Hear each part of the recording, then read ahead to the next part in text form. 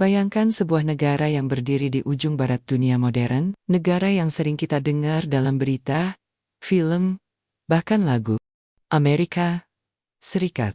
Selama lebih dari 200 tahun, negeri ini tidak pernah benar-benar diserang di jantung kekuasaannya. Tidak ada invasi besar-besaran.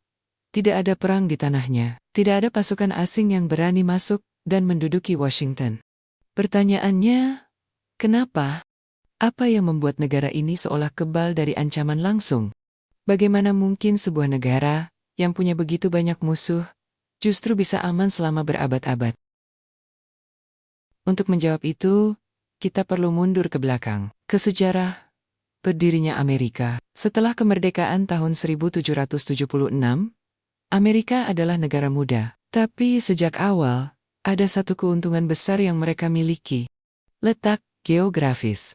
Amerika dikelilingi oleh dua samudra raksasa, Atlantik di sebelah timur dan Pasifik di sebelah barat. Lautan luas ini menjadi perisai alami. Jika ada negara yang ingin menyerang, mereka harus mengirim pasukan melintasi ribuan kilometer lautan. Sebuah misi yang hampir mustahil pada zaman itu. Selain itu, di utara ada Kanada, sebuah negara yang damai dan tidak pernah punya niat menyerang. Di selatan ada Meksiko, yang meski pernah berperang dengan Amerika, tidak pernah benar-benar bisa menjadi ancaman besar setelah abad ke-19. Dengan kata lain, Amerika tumbuh di wilayah yang relatif aman. Tidak ada tetangga yang berbahaya seperti di Eropa, di mana negara-negara besar selalu berperang satu sama lain. Tapi, itu baru awal, karena setelah Perang Dunia Kedua, Amerika berubah drastis. Mereka bukan lagi negara biasa. Mereka menjelma jadi superpower.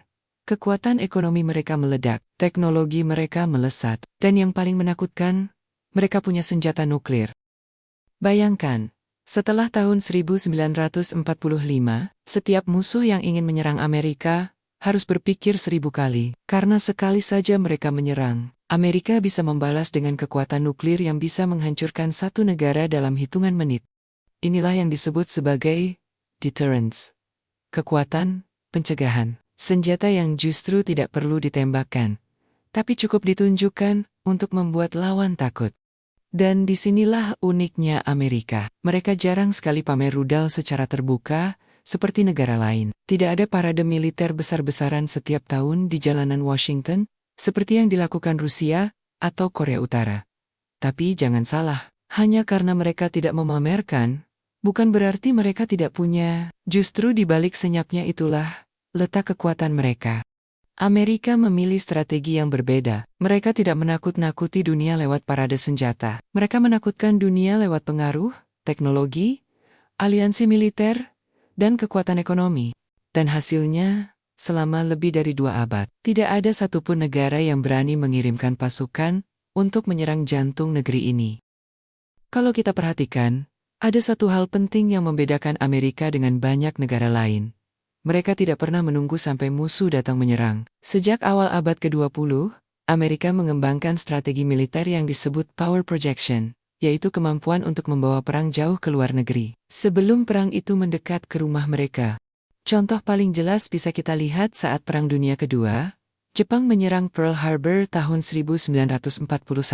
Itu memang kejutan besar, karena untuk pertama kalinya tanah Amerika diserang dari udara. Tapi bagaimana Amerika merespons?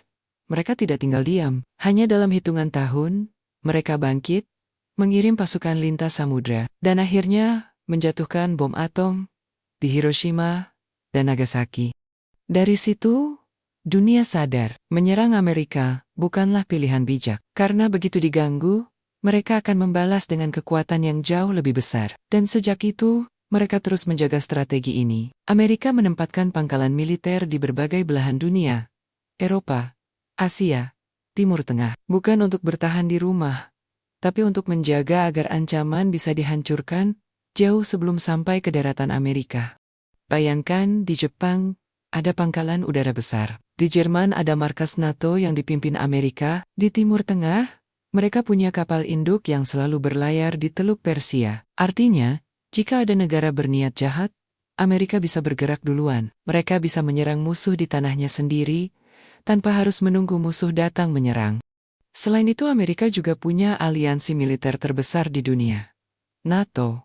Aliansi ini ibarat pagar besi yang melindungi mereka. Jika ada negara yang berani menyerang satu anggota NATO, itu artinya mereka menyerang semua anggota, termasuk Amerika. Dengan kata lain, siapapun yang ingin mengganggu Amerika harus siap menghadapi puluhan negara lain secara bersamaan. Tidak berhenti di situ. Amerika juga punya kekuatan ekonomi yang luar biasa. Dolar menjadi mata uang cadangan dunia. Hampir semua perdagangan internasional memakai dolar. Jadi, musuh-musuh Amerika sadar, menyerang mereka sama saja dengan menghancurkan ekonomi global, termasuk ekonomi mereka sendiri. Inilah perpaduan strategi yang unik. Geografi yang aman, kekuatan militer yang mendunia, aliansi global, dan dominasi ekonomi. Semua faktor ini membuat Amerika sulit sekali disentuh. Dan karena itulah, selama lebih dari 200 tahun, mereka tidak pernah benar-benar diserang secara langsung di daratan utama. Satu hal yang jarang disadari banyak orang adalah betapa canggihnya intelijen Amerika. Mereka punya lembaga seperti CIA, NSA, hingga FBI yang jaringannya tersebar ke seluruh dunia. Artinya, sebelum ancaman itu benar-benar muncul, Amerika sudah tahu lebih dulu. Informasi adalah senjata paling berbahaya. Bahkan, lebih tajam dari rudal atau tank. Bayangkan begini, ketika ada negara yang sedang merencanakan serangan, seringkali informasi itu sudah bocor lebih dulu. CIA punya mata-mata, satelit pengintai, hingga teknologi penyadapan canggih. Bahkan komunikasi yang dianggap rahasia pun bisa saja sudah didengar oleh Amerika. Dengan begitu, mereka bisa menggagalkan serangan sebelum sempat terjadi. Selain intelijen, ada juga faktor teknologi militer rahasia. Amerika jarang memamerkan semua senjata mereka. Kadang, yang kita lihat di berita hanyalah permukaan kecil saja. Di balik layar mereka mengembangkan teknologi yang bahkan belum dimiliki negara lain. Contohnya pesawat siluman. Dulu orang berpikir itu mustahil, tapi Amerika berhasil membuat pesawat seperti B-2 Spirit atau F-117 yang bisa menembus radar musuh tanpa terdeteksi. Dengan teknologi ini, mereka bisa menyerang lebih dulu, tanpa ketahuan. Belum lagi kapal selam nuklir mereka yang bisa beroperasi berbulan-bulan di bawah laut, tanpa diketahui keberadaannya. Dari dalam laut kapal selam itu bisa meluncurkan rudal balistik antar benua yang mampu menghantam target di belahan dunia manapun. Musuh tahu kapal itu ada, tapi tidak tahu di mana, dan itulah yang membuat mereka takut. Teknologi satelit juga jadi kunci. Dengan ratusan satelit di orbit, Amerika bisa memantau hampir setiap jengkal bumi, pergerakan pasukan, uji coba senjata, bahkan kapal kecil sekalipun bisa terlihat dari atas langit. Tidak heran jika banyak negara merasa seperti telanjang di hadapan Amerika. Yang lebih mengerikan, ada teknologi yang tidak diumumkan ke publik. Kita hanya mendengar rumor tentang senjata energi, drone otonom, atau kecerdasan buatan militer. Amerika sengaja merahasiakannya. Karena ketidakpastian itulah yang justru membuat lawan ragu untuk berani menyerang. Jadi, bukan hanya kekuatan militer yang terlihat, rahasia intelijen, teknologi canggih, dan senjata yang belum pernah dipamerkan, membuat Amerika seolah selalu selangkah di depan. Dan itulah salah satu alasan, kenapa selama lebih dari 2 abad, tidak ada negara yang benar-benar berani menyerang mereka secara langsung.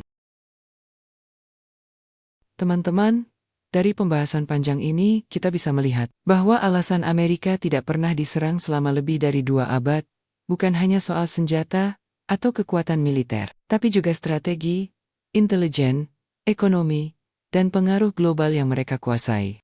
Kalau menurut kamu, apakah strategi ini akan terus bertahan di masa depan?